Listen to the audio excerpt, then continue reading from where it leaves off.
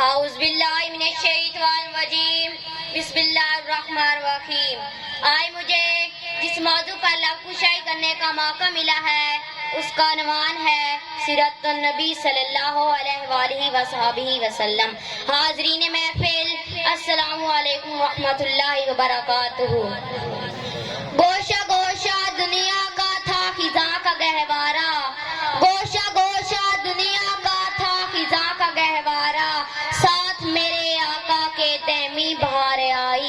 لفظ ہنسی کتنا کہہ رہے ہو گل جس کو، لفظ ہنسی کتنا کہہ رہے ہو گل جس کو، خوشبوئیں محمد ہے اور خدا کی رعنائی۔ حاضرین محفل، آج میں آپ کے سامنے اس جلیل القدر عظیم المرتبت اور رفیع الشان ہستی کے تذکرے کی سعادت حاصل کر رہا ہوں، جو ایک طرف تاریخ انسانی کا سب سے بڑا ہمدرد، سب سے بڑا ہمخوار اور سب سے عظیم محسن ہے، تو دوسری طرف تاریخ ظلم و جور کا سب سے زیادہ ستم زدہ اور سب سے زیادہ مظلوم بھی ہے۔ آج میں اس محسن اعظم کی داستان دل خراش اور قصہ دل نواز سناؤں گا۔ حاضرین محفل، چھٹی صدی عیسوی میں عالم انسانیت سسک رہا تھا، گلشن عظیم ماتم کدہ بنا ہوا تھا، ہر طرف ظلم و جور اور جبر و تشدد کی تند و تیز ہوائیں چل رہی تھی، ہر طرف نفرت و عداوت کے شعلے بھڑک رہے تھے، معصوم بچیوں کو زندہ درخور کیا جا رہا تھا،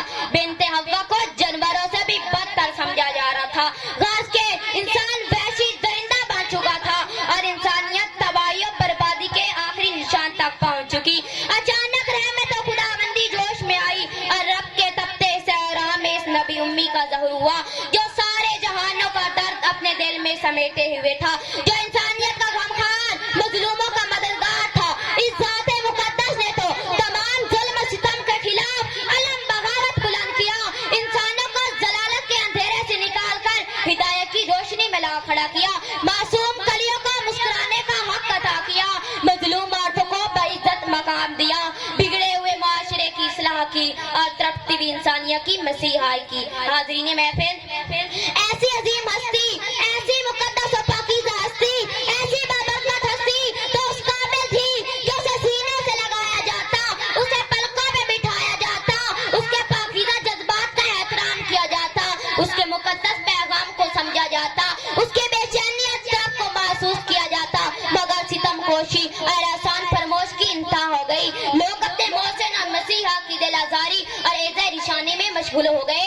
ایک طرف تنہا آپ کی ذات اقدس تھی تو دوسری طرف سارے ستانے چیلے تھے، ہمدم ان کے جی کوشش اور خواہش رہتی کہ آپ صلی اللہ علیہ وآلہ وصحبہ وسلم کو کس طرح نقصان پہنچایا جائے اور کس طرح پریشان کیا جائے۔ حاضرین محفل، کیا یہ تاریخ انسانی کی ستم ظریفی نہیں؟ کیا یہ دامن انسانیت کا بدنما داغ نہیں؟ کیا یہ شرافت و صداقت کا قتل عام نہیں کہ وہ ذات جو لوگوں کی ہدایت کے لیے تڑپتی رہی، لوگ سے پتھر مارتے رہے، وہ ذات جو لوگوں کو توقع غلامی سے نجات دلانے کے لیے کوشاں رہی، لوگ سے گالیاں دیتے رہے، وہ ذات گرامی جو لوگوں کو ظلم و جور سے نجات دلانے کے لیے پریشان رہی، لوگ سے قید و بند کی سزائیں دیتے رہے، وہ ذات جس نے عورت کو سماج میں باعزت مقام بخشا، انہی عورتوں میں سے ایک بدبخت عورت زہر کھلا کر اپنے بدبختانہ کردار کا اظہار کرتی ہے۔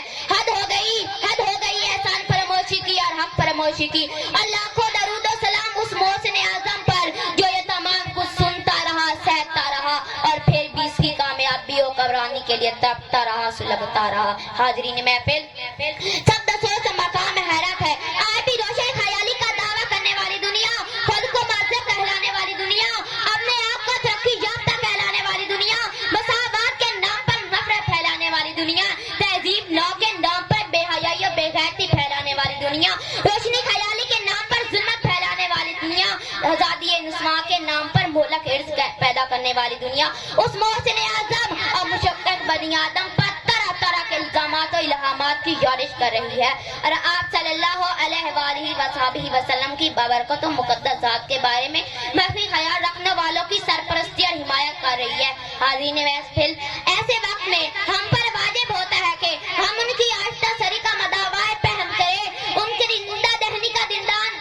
شکن جواب دیں اور مادہ پرست اور کوچش دنیا کو بتائیں کہ اس محسن اعظم اور